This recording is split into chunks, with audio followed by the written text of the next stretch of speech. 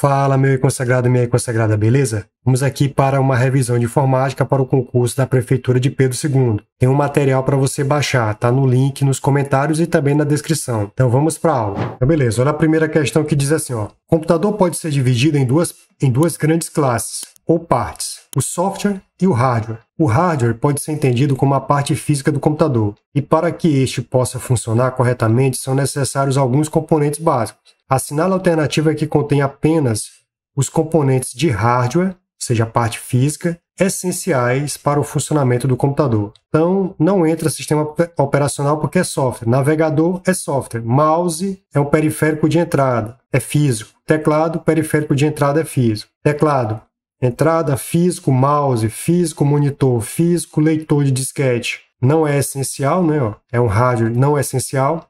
Sistema de arquivos é algo lógico. Tem a ver com parte lógica, software. A impressora é algo físico, né? Fax é algo físico, a placa de rede é algo físico, mas o editor de texto é algo lógico. HD é algo físico, é de entrada e saída. Internet, a gente não entra nessa classificação, né? E sistema operacional seria software. Então o gabarito é a letra E, processador, memória, placa-mãe e HD, são essenciais. Então gabarito letra E. 2. O circuito integrado que realiza a tomada de decisões, efetua os cálculos e é um dos hardwares mais importantes do computador, comparável ao cérebro da máquina. Em analogia, questão 2.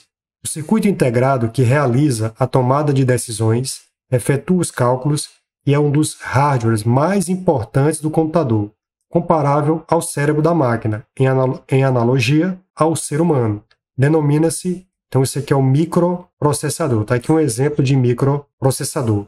Nós temos algumas fabricantes, como a Intel e a empresa chamada de AMD. Então, por exemplo, aqui ela fabrica o Core, por exemplo, Core i3, o Core i5, o Core i7, o Core i9. Ela fabrica essa família. Aqui você também, por exemplo, na AMD, você tem a família Ryzen. Então, seria um exemplo de família física de microprocessador da empresa AMD. Questão 3 diz assim: a velocidade de comunicação entre os componentes internos do processador e a sua comunicação com a memória cache é medida em...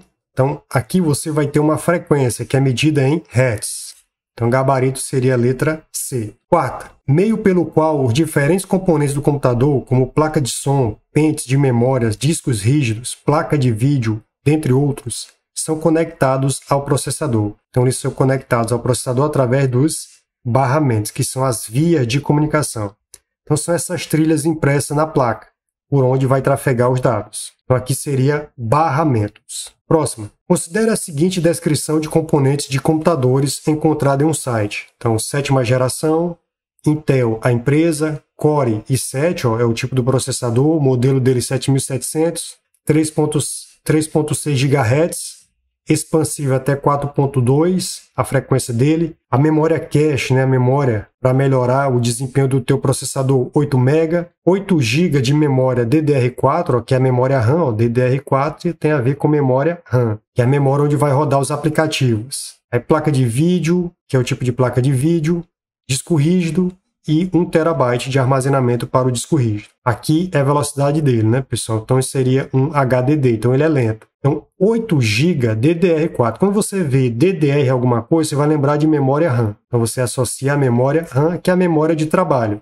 É lá onde roda os aplicativos. Então, nessa memória aqui, ó, que está aqui embaixo, ó, é a famosa memória RAM, onde roda os aplicativos. Então, quando você liga o computador, começa a trabalhar com os aplicativos, o sistema operacional trabalha com ele aqui, ó, na memória RAM. Então tá aqui a pessoa encaixando, ó, nesse slot, ó. Aqui essa comunicação, essas trilhas que passam aqui são os barramentos, onde o processador pode se comunicar aí com, por exemplo, a memória RAM, por exemplo. Então aqui, ó, ela está no encaixe, ela tem um slot, embaixo dela tem o barramento de memória. Aqui você tem a barra da memória e aqui você tem um encaixe, um slot para colocar a memória RAM. Então vamos para a próxima. Aqui seria a memória RAM para um notebook. 6ª.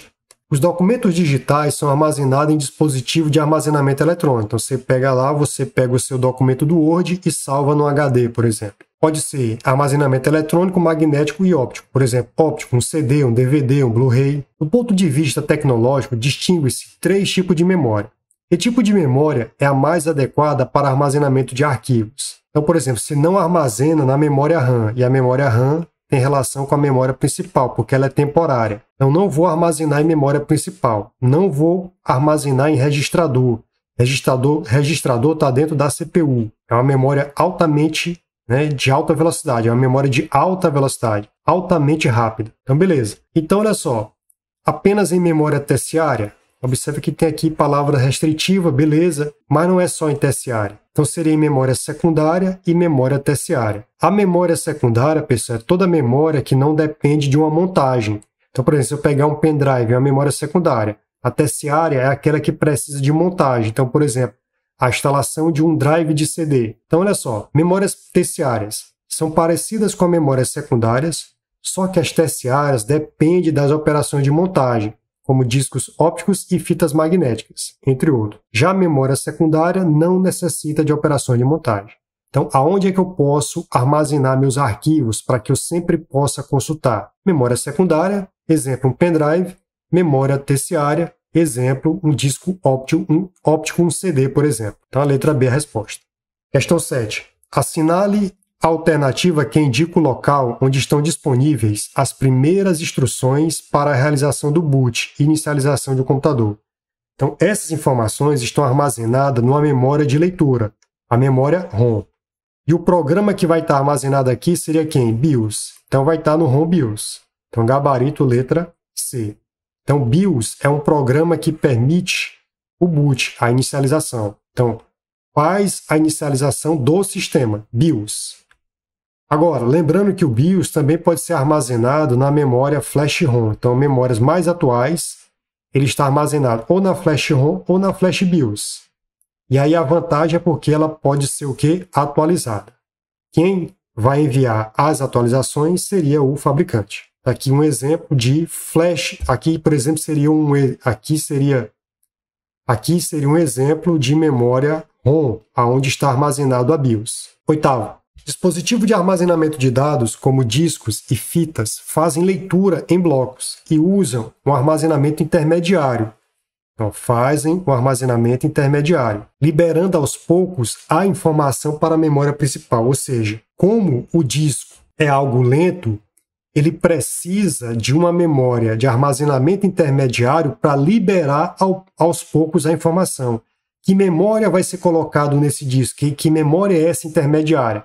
Quando você vê memória intermediária, você lembra de memória cache. O gabarito é a letra B. Então, por exemplo, aqui eu tenho um disco SSD, que é um disco sólido, sem partes móveis, que cai muito em concurso. Ele sempre pergunta qual é o disco que não tem partes móveis, que é de alta velocidade, em relação aos discos anteriores. É o SSD.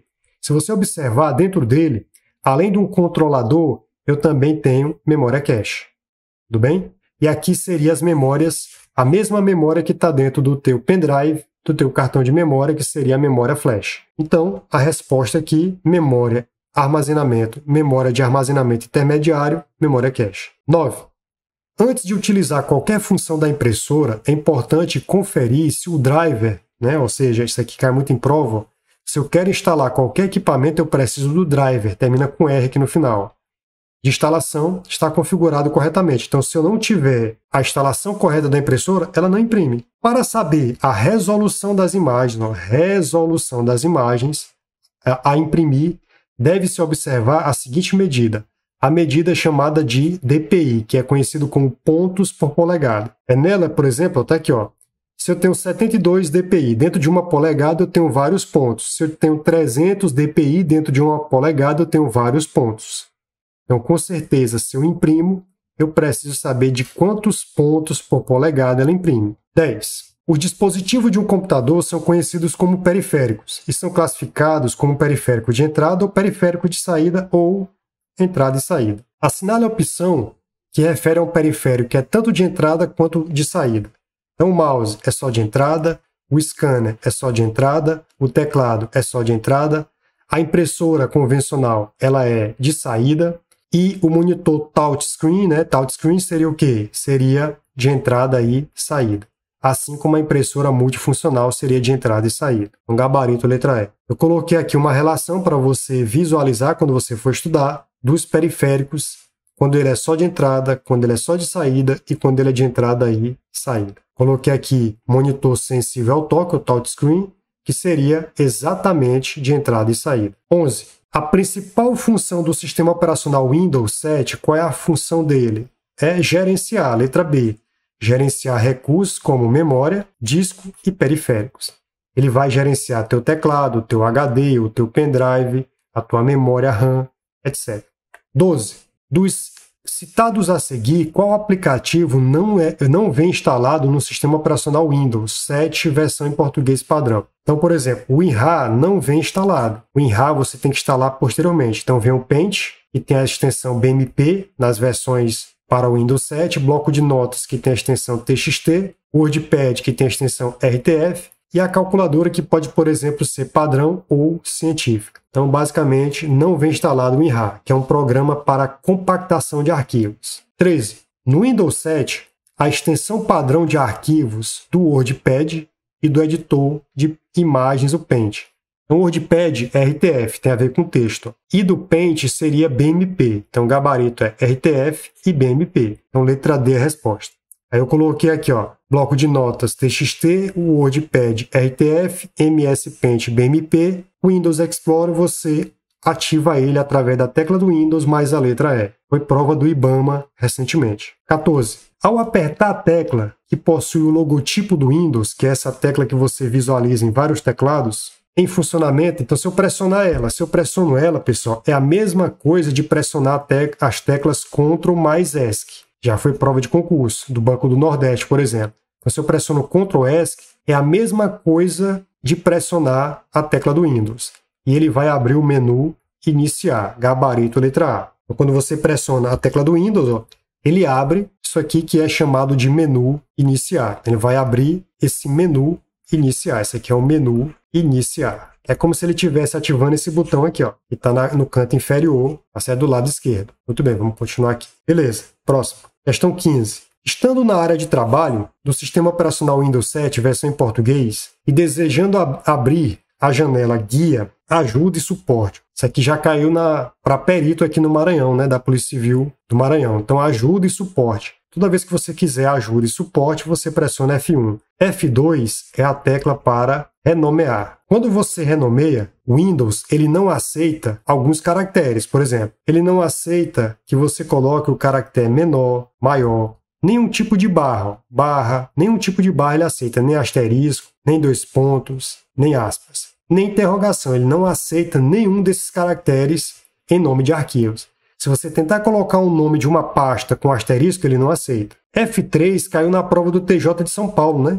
Então, o F3 ele vai permitir que você faça uma pesquisar. O F5 é para atualizar. Então, atualizar. Então, aqui você vai observar que o gabarito é a letra E. Questão 16.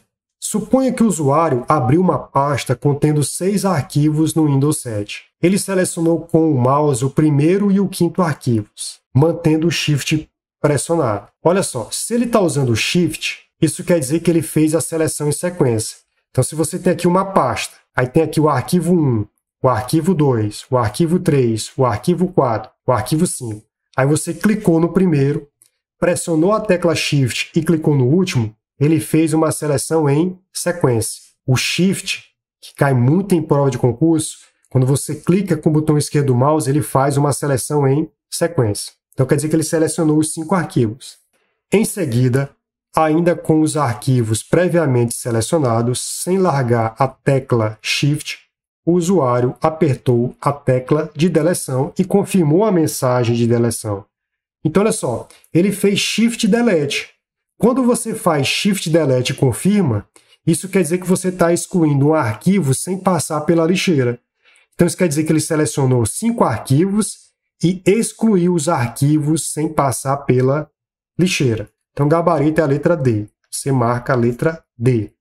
17. Analise as seguintes afirmativas sobre o uso do painel de controle. Vamos lá. Painel de controle, pessoal, é para solucionar problemas. Painel de controle é para solução de problemas. Quando você olha para o painel de controle de uma máquina, você está observando o que ela está fazendo, que você pode ajustar nessa máquina. Então, o que eu posso fazer no Windows, quando eu estou no painel de controle? Eu posso adicionar e remover programas, correto? Eu posso alterar as configurações do Windows, correto? E eu posso alterar as configurações de idiomas. Então, todas estão corretas, letra D. Questão 18.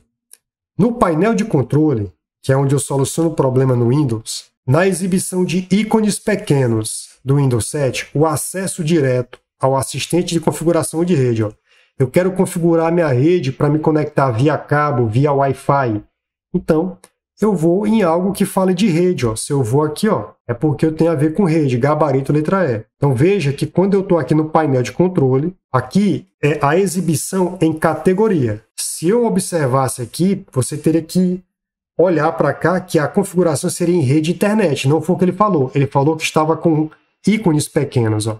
Então, quando ele estava aqui com ícones pequenos, que é esse caso aqui, ó, ícones pequenos, então eu tenho que acessar a central de rede e compartilhamento. Questão 19. A questão de respeito à figura a seguir que apresenta parte da letra do hino nacional no Microsoft Word e associa números à maioria dos botões da barra de ferramentas, a qual tem duas de suas partes colocadas em destaque. Então você conhece muitas delas aqui, ó. O 1 aqui, ó, para aumentar o tamanho da fonte, o 2 diminui o tamanho da fonte, o 3 alterna entre maiúsculas e minúscula, o 4 limpa a formatação, o 5 negrito, o 6 itálico, o 7 sublinhado, o 8 taxado, um corte ó, na letra, para desconsiderar ela.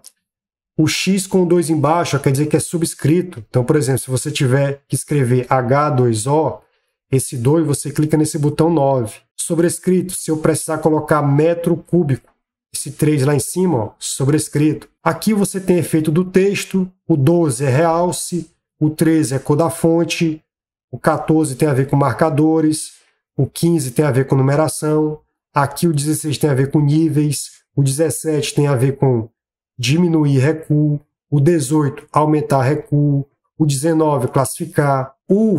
Esse botão aqui é para você mostrar caracteres ocultos, é mostrar tudo, vai mostrar os caracteres que estão ocultos no documento. Aqui você tem alinhar à esquerda, o 22 centralizar, o 23 alinhar à direita, o 24 que é o que ele quer justificar.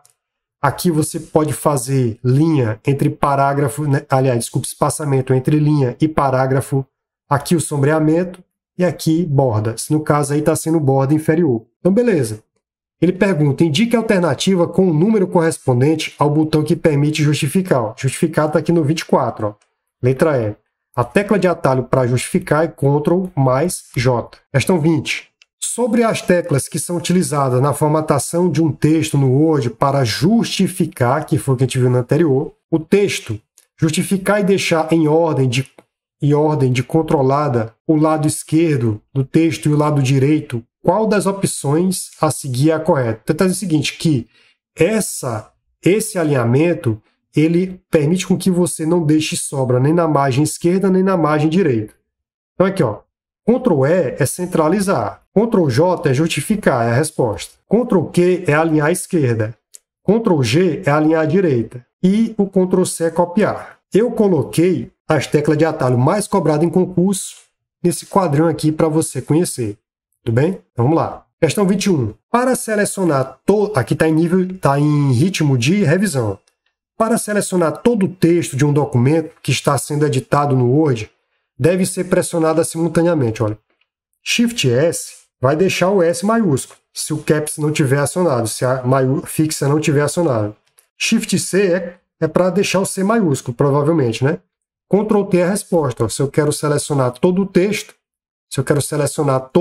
Ctrl T. Ctrl A é abrir. Próximo. 22.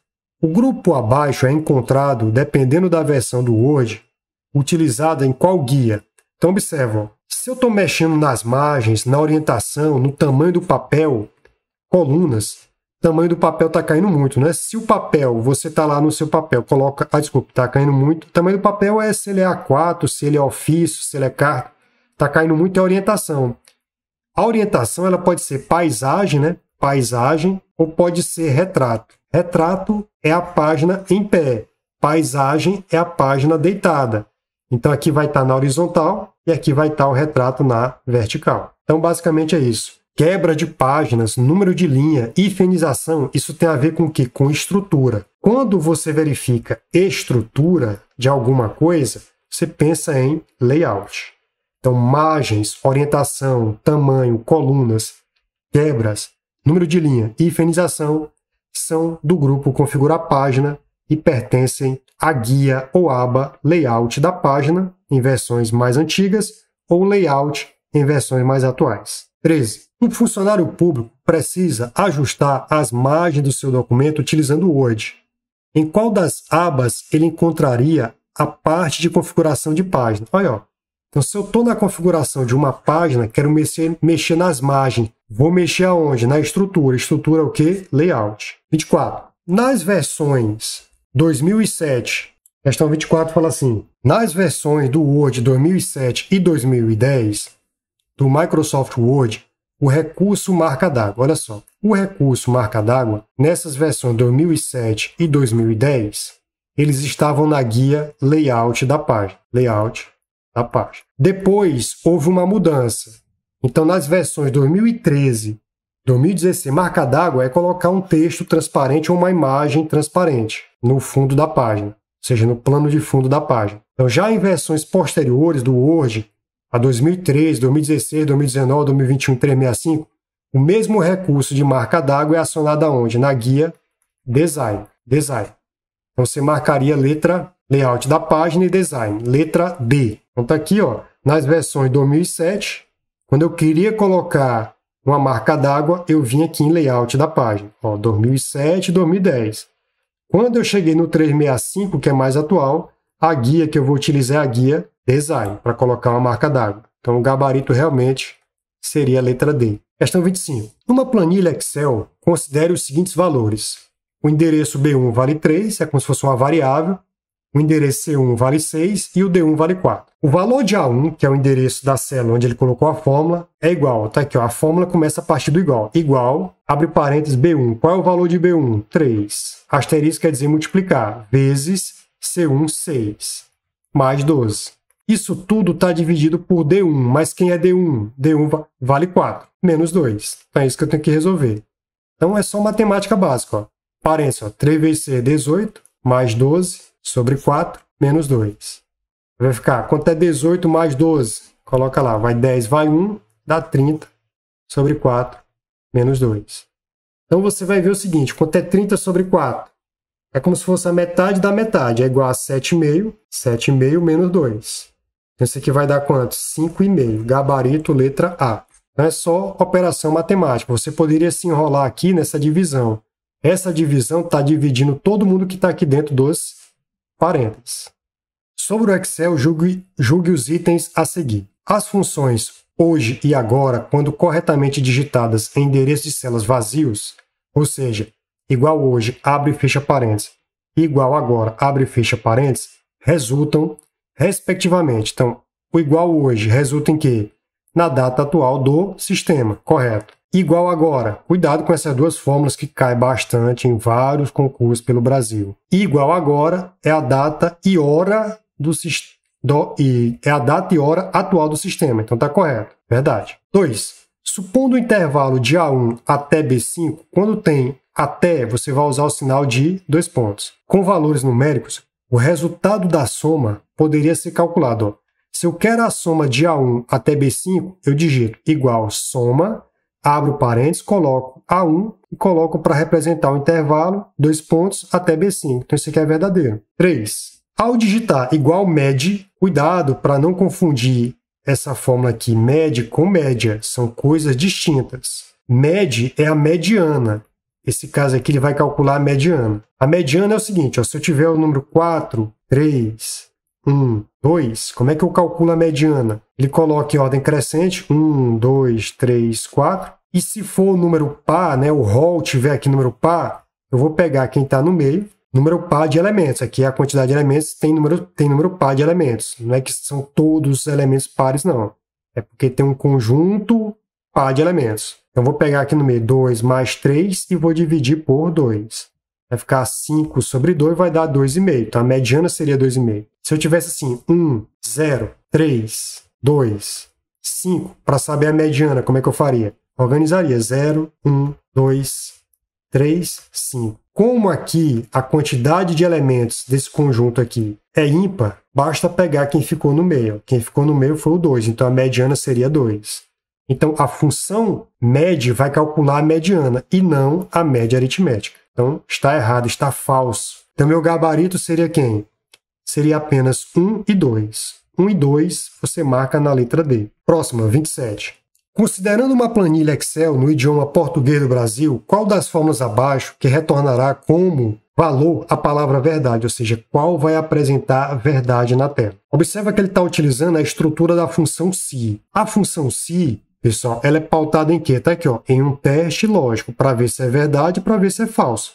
Se for verdade, vai para o primeiro caso. Se for falso, vai para o segundo. Então, a análise é bem simples. Olha, veja só. Você vai pegar aqui, essa opçãozinha aqui, você vai pegar isso aqui, você vai analisar isso aqui. Se isso for verdade, a resposta é esse. Se isso for falso, aí você vai marcar a segunda opção. Agora, detalhe, uma coisa importante que você tem que entender. Não pode haver separação por vírgula. Isso não existe. Então, aqui, por exemplo, eu já eliminaria, não existe separação de argumento por vírgula, está fora. Eu tenho que separar cada argumento por ponto e vírgula. Então, beleza, eu vou olhar aqui para a condição e vou me perguntar. 1 é menor do que 10? Verdade, não é isso? Então, 1 é menor do que 10, verdade. Então, deu verdade. Esse primeiro é verdade e esse segundo é falso. Como aqui deu verdade, a verdade se liga com a verdade. Então, o que é que vai aparecer na tela? N/A. Próximo. Analisa a mesma coisa aqui, ó. Você vai analisar. 100 é maior do que 10? Você se pergunta, ó, será que 100 é maior do que 10? Verdade. Então, a primeira aqui é verdade e a segunda é falsa. Sempre nessa ordem. Nunca vai ser a primeira falsa e a segunda verdade. A sequência é a primeira resultado é verdadeiro e a segunda é falsa. Como aqui deu V, V se liga com V. Então, vai sair na tela o quê? N/A. Então, ainda não encontramos a resposta. Letra D.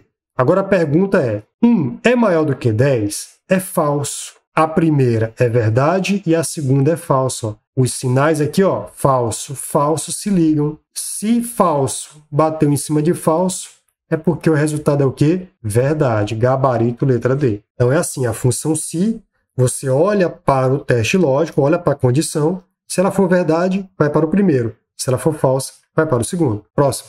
28. Determine a finalidade da função igual exato texto 1, ponto e vírgula, texto 2. Olha, a função exato, pessoal, ela vai verificar se um texto é igual ao outro.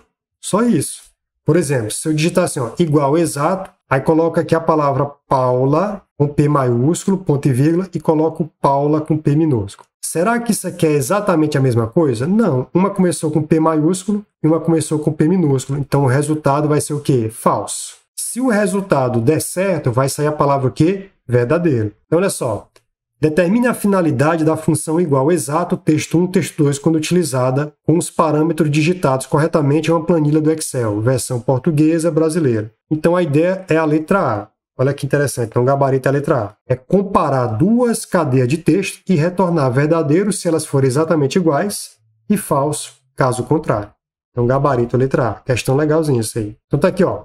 Eu coloquei aqui algumas funções que estão caindo muito em concurso para você se ligar. Olha só. Aqui eu tenho a função truncar. Truncar quer dizer o seguinte, olha, eu posso determinar quantas casas após a vírgula eu vou querer que ele considere. Ó. Truncar, ele vai considerar uma certa quantidade de casas após a vírgula. Então, observe que aqui tem B1. B1 é esse valor aqui. Ó. O B1 tem 2,34, podia ter vários números aqui, 6, 7, 8, mas só tem assim, 3,45. Quando eu digitar igual truncar B1, que é esse valor, ponto e vírgula 2, quer dizer que ele só vai considerar duas casas após a vírgula. Então, está aqui, ele considerou duas casas após a vírgula. Então, truncar, você vai dizer quantas casas após a vírgula ele vai considerar. Igual média, de B4 até D4. Esse sinal de 2 pontos significa até. Então, ele vai fazer a média desses três valores aqui, ó, de B4, ó, coluna B, CD, a linha 4, porque está só na linha 4. Então, observe que ele vai somar 5 mais 6 mais 7 e vai dividir por 3. Então, você vai somar esses valores aqui. Como tem 3 valores, eu vou dividir por quanto? Por 3. Então, você está vendo que dá 18 por 3, 6. Soma 5 mais 6 mais 7. Soma tudo, divide por 3, que deu 6. Então, deu 18. Por 3 deu 6. Agora aqui, como eu falei para vocês, é a mediana. O que é que a mediana faz? A mediana de B6 até 6. Então, ele quer a mediana de 4 valores. O que foi que eu te expliquei? Ele vai colocar em ordem alfabética, em ordem crescente, 1, 3, 4, 5. Como a quantidade de elementos aqui é par, ele vai pegar quem ficou no meio, vai somar e dividir por 2. 3 mais 4, 7, dividido por 2, 3,5. Já aqui nesse caso da mediana, ó, onde o número de elementos aqui, a quantidade de elementos aqui é ímpar, até aqui, desculpa, até aqui. Então você vai ver que tem aqui, ó, ordena isso aqui, vai ficar, ó, 2, 3, 4, 6, 8. Como a quantidade de elementos é ímpar, tem 2 para um lado, 2 para o outro, só ficou quem para ser a mediana? 4, por isso que saiu 4. Exato, ó. Exato, ele está comparando C10, I, porque ponto e vírgula significa I, e D10. Será que Paula com letra maiúscula é a mesma coisa de Paula com letra minúscula? Não. Então, não são exatamente a mesma coisa, então isso aqui é falso. Aí as questões. Próxima, 29. No Excel, a função mod já caiu em concurso, vários concursos aí, então cuidado com essa função. Essa função é muito importante porque você sabe que o resto de uma divisão ele tem a sua importância. Muita gente diz que o resto não serve para nada, mas ele serve. Então observe o seguinte, olha, se você observar aqui, eu vou dividir 9 por 4, vai dar 2 vezes 4, 8, resto 1. Então o mod vai sair o resto é 1. Então o que é mod 9, ponto e vírgula 4? Quer dizer que vai dividir 9 por 4 e vai pegar o resto. Qual é o resto da divisão de 9 por 4? 1. Então gabarito, letra B. Questão 30. Numa planilha Excel, quando uma fórmula ou valor referenciado na célula G4 é copiada e colada na célula seguinte, na linha seguinte, a referência é alterada para G5. A referência correta à célula G4, evitando que o Excel faça modificação. Então ele quer manter isso aqui, ó. Para manter, você vai lembrar o seguinte, eu quero que sempre fique assim, ó, sempre. Então se eu quero sempre é porque eu quero fixar. Fixar quem? Fixar tanto a coluna como a linha, porque é o seguinte, ó, no endereço, G está representando a coluna, que sempre serão letras, por padrão. E o 4 está representando a linha, e aqui está representando quem? Está representando números de linha. O número de coluna são 16.384, e o número de linha, 1.048.576 linhas. Então, quem é que fixa algo? Coloquei aqui para vocês, ó. Nesse exemplo aqui, tanto a coluna quanto a linha estão fixas. Aqui só quem está fixo seria a coluna A e o 7 pode variar. Pode variar para 8, 9 ou anterior. Pode vir para 6, 5, 4, 3. Então, 7 é variável. Aqui, quem está variável é a coluna, que pode ir para B, C, D, E, mas o 7 sempre vai se manter 7. Agora, é incorreto você ver em prova de concurso assim, ó. Não pode vir 2 cifrão antes do A, vai dar erro. Não pode ter 2 cifrão depois do 7.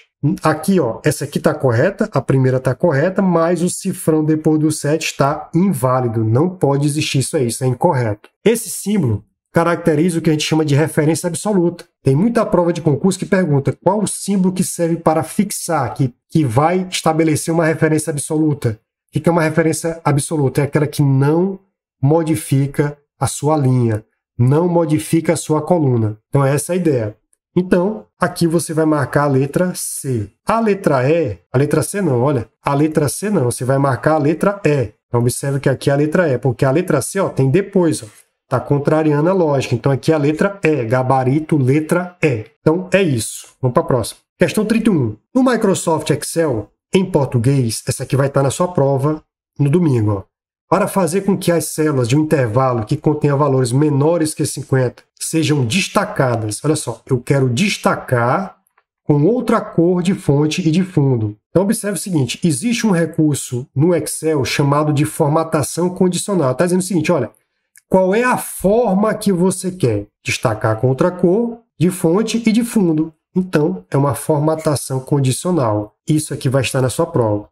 Então, lá no Excel, pessoal, você vai perceber que você tem um recurso de formatação condicional, onde você pode realçar regras, regras dos primeiros e últimos, barra de dados, escala de cor, conjunto de ícones. Então você pode, por exemplo, estabelecer uma regra onde eu posso dizer o seguinte, olha, se esse número for maior que 50, pinta de azul. Se esse número é menor do que 7, pinta de vermelho. Se esse número está entre tanto e tanto, pinta de azul. Se ele é igual a 9, pinta de verde. Assim vai. Então você pode determinar a formatação. Os navegadores web, também chamado de browser, possuem como objetivo possibilitar ao usuário o acesso aos diversos sites na internet. Esse navegador, desenvolvido pela empresa Google, ele quer o navegador do Google, que é o Google Chrome, letra D. Se fosse da Microsoft, só colocar aqui, se fosse da Microsoft, colocar um texto aqui, seria o Microsoft Edge. Então a Microsoft, ó, ela produz o Microsoft Edge. E o Edge, ele veio para substituir o Internet Explorer. Pronto, então basicamente é isso. Mais o gabarito letra D. Próxima, 33. Utilizando o navegador Google Chrome, questão 33. Utilizando o navegador Google Chrome em sua versão mais atualizada, quais as teclas de atalho para abrir uma nova janela? Para abrir uma nova janela, presta atenção, ele quer abrir uma nova janela. Se ele quer uma nova janela, você vai associar a nova, o N, Ctrl N. Olha só, uma nova janela é diferente de uma nova guia. Não sei se você já viu que os navegadores ele permite você abrir várias guias ou abas aqui. Para acionar pelo teclado, né, novas guias ou novas abas, você pressiona Ctrl T. Ctrl T. Agora, nova janela é Ctrl N. Ctrl A no navegador é para selecionar tudo. 34. Qual atalho de teclado que permite abrir uma nova aba? Agora sim, ó, uma nova aba ou guia. Isso aqui é o Ctrl T. Ctrl A é para selecionar tudo. Selecionar tudo que você tiver na exibição da página. Próxima. Sobre o filtro Smart Screen. Pessoal, filtro Smart Screen é uma proteção no Internet Explorer. Na prova de vocês ainda tem o Internet Explorer. Se eu fosse colocar, né, numa prova, não teria para mim mais a importância de usar o Internet Explorer, porque ele vai ser substituído pelo Edge. Né? Praticamente o Edge que vai dominar. Então o que acontece? O filtro Smart Screen é uma proteção contra quem? Contra alguém que tenta fisgar meus dados, pescar meus dados, ou seja, ele tenta impedir prática de flush. E ele avalia, né, se o download que você está fazendo tem alguma coisa suspeita nele.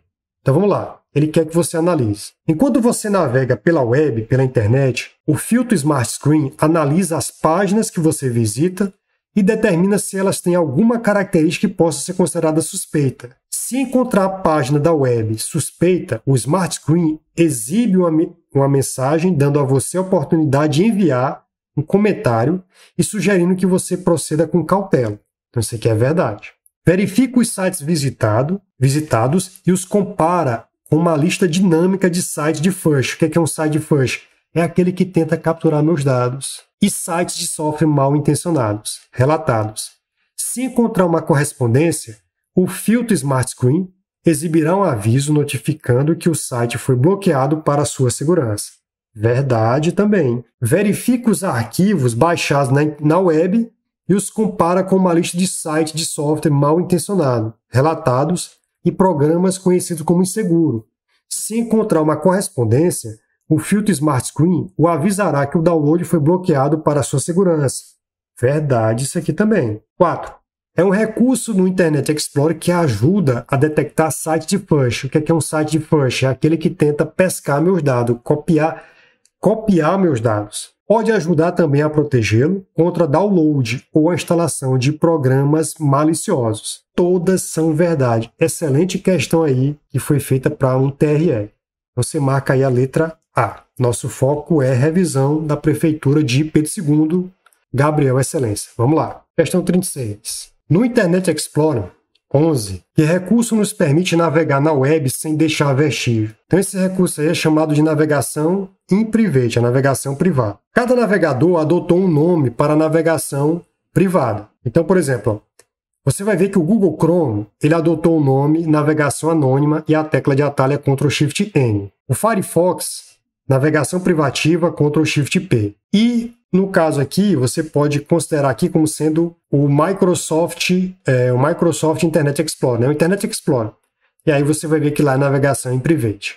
O que faz uma navegação privada anônima, privativa ou em private? Dependendo do navegador, ela foi criada para que a navegação do usuário não memorizasse histórico de navegação, histórico de busca, cookies. Isso aqui pode cair na sua prova, está caindo muito em prova. Cookies são aqueles arquivos que memorizam as preferências de navegação do usuário. Quem coloca os cookies, se eu permitir, segundo o LGPD, se eu permitir, tá certo, que ele seja colocado na minha máquina, é o próprio dono do site que coloca cookies para que ele possa dar uma personalização para o usuário, através do nome, através das buscas que ele já fez, etc. Então, cookies são arquivos de textos que memorizam as preferências de uso de navegação do usuário. Histórico de downloads, informações inseridas em formulário. Quando você navega anônimo, esses dados serão descartados. O que será mantido? Favoritos e os downloads. Só precisa memorizar isso aí para a sua prova. Essa outra informação aqui não é necessária para essa prova. Só interessa o seguinte: o que é que não é descartado quando se navega de forma anônima ou em private ou privativa? O que é que não é descartado? Favoritos e downloads. O que é descartado? Histórico, qualquer histórico, navegação, histórico de busca, histórico de downloads, os cookies, informações inseridas em formulários. 37. No que diz respeito à segurança da internet, dois termos empregados com significados distintos são descritos a seguir. É um software que tem o objetivo de observar e roubar informações pessoais do usuário, que utiliza o computador em que o programa está instalado, retransmitindo-as para uma fonte externa. Na hora que ele fala o seguinte, que ele captura os dados e envia essas informações para uma fonte externa, sem o conhecimento ou consentimento do usuário, aí ele está falando de um spyware, que é um spyware. É um tipo de fraude em que um golpista tenta obter dados pessoais. Então ele tenta pescar meus dados. Isso é um phish. Então, quando ele tenta obter, ele tenta pescar meus dados, pescar dados. E pescar dados é o quê? Phish. Gabarito, letra A. 38. Analise as afirmativas a seguir sobre os golpes na internet, conforme a CERT-BR. Vamos lá. O furto de identidade, furtando minha identidade, ó. Ou seja, alguém está se passando por mim lá no Instagram, por exemplo. É um ato pelo qual uma pessoa tenta se passar por outra, atribuindo-se uma falsa identidade com o objetivo de obter vantagens indevidas. Isso é verdadeiro. Farming. Pessoal, esse tema aqui, farming, né, que quer dizer fazenda, né? Então ele vai ser o seguinte, isso aqui, a ideia do... Então, pessoal, esse tema aqui, farming é o seguinte, é um tipo de pescaria, é um tipo de phish. Só que aqui ele vai fazer uma coisa chamada de quê? Ele vai tentar furtar meus dados através de páginas falsas. Aqui ele vai utilizar a técnica de páginas falsas. É um tipo de fraude na qual um golpista procura induzir uma pessoa a fornecer informações confidenciais ou a realizar um pagamento adiantado com a promessa de futuramente receber algum tipo de benefício. Não é a definição de farming. Farming é um tipo de phish onde ele utiliza uma página falsa para capturar dados. Ele faz uma terminologia que é chamada de envenenamento da cache. Ele te direciona para uma página falsa. 3. Phish é o tipo de fraude por meio do qual um golpista tenta obter dados pessoais e financeiros de um usuário, pela utilização combinada de meios técnicos e engenharia social. Engenharia social é persuasão, manipulação das pessoas. Isso aqui está correto. Então ficou verdadeiro a primeira e a terceira, gabarito, letra B. 39. O software questão 39. O software malicioso do tipo, isso aqui está caindo muito em prova, né? Criptografa os dados. Na hora que ele falar que esse programa mal intencionado criptografa meus dados, é porque ele está falando de um ransomware, que é um programa que criptografa dados e também o que? Ele vai cobrar resgate. Vamos lá. Criptografa os dados dos computadores, tornando-os inutilizáveis até que algum pagamento de resgate seja feito. Geralmente, ele precisa de outros programas para instalar e agir. Segundo o relatório produzido em 2020 pelo FBI, né, da Internet Crime Report, né, reportagem de crime na internet de 2020, produzido pelo FBI, um dos meios mais utilizados para infectar inicialmente as vítimas é o phish. Então, inicialmente, ele tenta infectar você através do phish, que utiliza correio eletrônico na tentativa de enganar as pessoas para que elas instalem um outro software malicioso. 40. Leia as afirmativas a seguir. Uma importante regra de segurança na internet é sempre clicar em links ou anexos enviados por e-mail. Claro que não, né? Ainda mais endereço que você não conhece. Você não vai clicar. Isso aqui não é aconselhável. Se o link você desconhece, você tem que olhar para o link.